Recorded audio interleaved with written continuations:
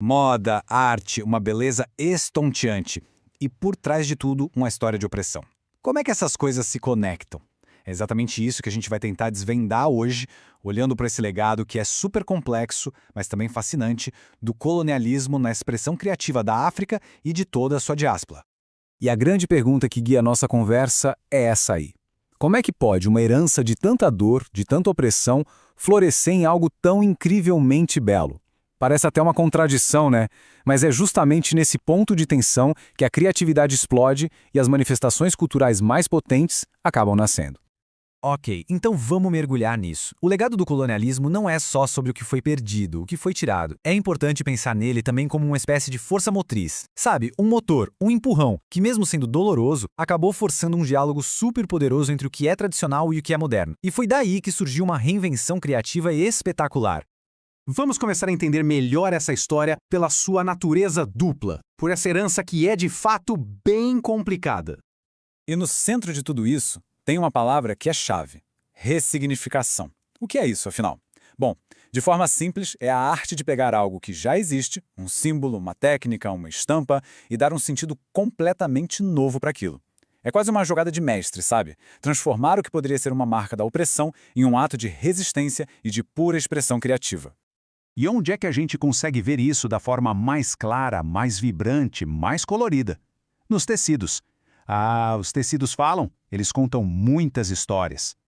Pensa bem, quando a gente fala em tecidos africanos, algumas imagens logo vêm à mente, não é? O quente, por exemplo, com aquelas tramas super complexas, o X-print, que é uma explosão de cores, o adire com seus tingimentos únicos, eles não são só panos, eles são como um alfabeto visual de uma tradição riquíssima que, olha, não para de se reinventar. Mas aqui é que está o pulo do gato. Esses tecidos nunca foram só para decorar. Cada cor, cada padrão geométrico é como se fosse uma palavra numa grande história. Eles falam sobre identidade, sobre status, sobre comunidade. É uma verdadeira conversa visual que atravessa gerações e continua viva até hoje. Agora, vamos sair um pouquinho da moda para entrar no mundo da arte, onde essa mesma história de transformação aconteceu, só que aqui sob um olhar estrangeiro, olhar europeu. É muito importante a gente entender que, lá nos seus lugares de origem, essas peças que hoje a gente vê em museus, elas não nasceram para ser arte de pendurar na parede, de jeito nenhum. Elas eram ferramentas de poder, eram peças centrais em rituais, com funções que eram vitais para a comunidade. Só que aí chega o olhar colonial e tudo muda. Esses objetos foram tirados do seu contexto, foram esvaziados da sua função original e acabaram sendo rebatizados como arte para o consumo do Ocidente. Na verdade, foi uma forma de reorganizar o mundo, né, colocando a cultura europeia lá no topo e transformando todo o resto em uma curiosidade exótica. E olha só, este slide mostra esse choque de mundos de uma forma muito clara. De um lado, no contexto africano original, a gente vê função, narrativa, identidade de uma comunidade inteira. Aí, do outro lado, sob a visão europeia, o que sobra?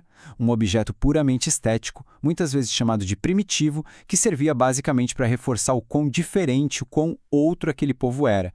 Mas essa herança não ficou presa no passado, e nem só no continente africano. Ela cruzou o oceano e foi reivindicada de jeitos novos e muito potentes, especialmente aqui no Brasil.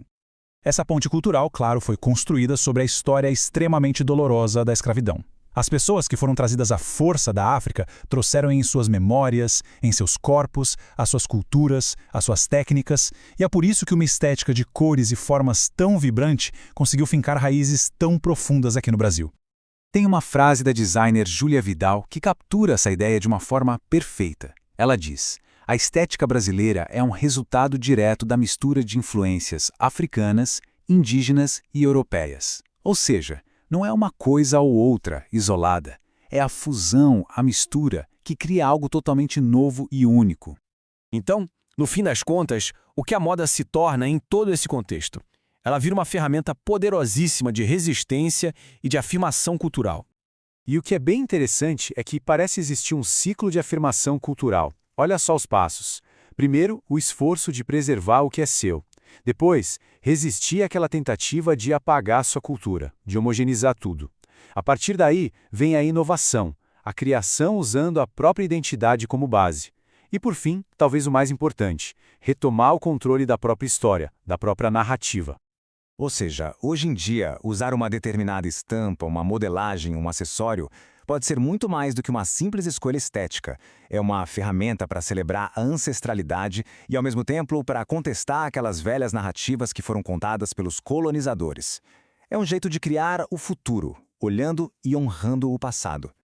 E tudo isso nos deixa com uma última provocação para a gente pensar. Ao dar novos significados para símbolos antigos e ao criar novas linguagens visuais, a moda não está só vestindo corpos. Ela está, de fato, participando da reescrita da história. A pergunta que fica no ar é: qual será o próximo capítulo que ela vai nos contar?